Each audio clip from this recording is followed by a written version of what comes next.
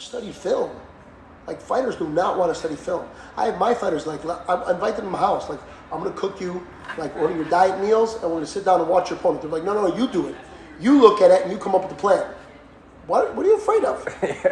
What don't you want to see? They just want to do the spark notes. Yeah, exactly. You know, that's not going to get it done. Exactly. So I prefer to sit there with him and go over, for that matter, if we have multiple coaches. Now, when coaches are making big money, when fighters make big money, you can even afford to spend more time together.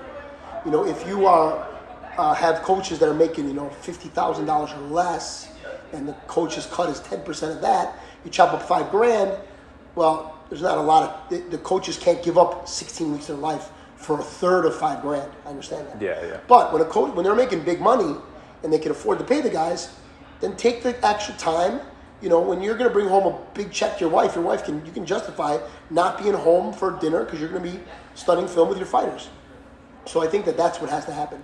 Is all fighters, all coaches need to have more meeting time, more film time, and less at that level. I think it's a lot less about sweating and a lot more about thinking. The Pod Matrix.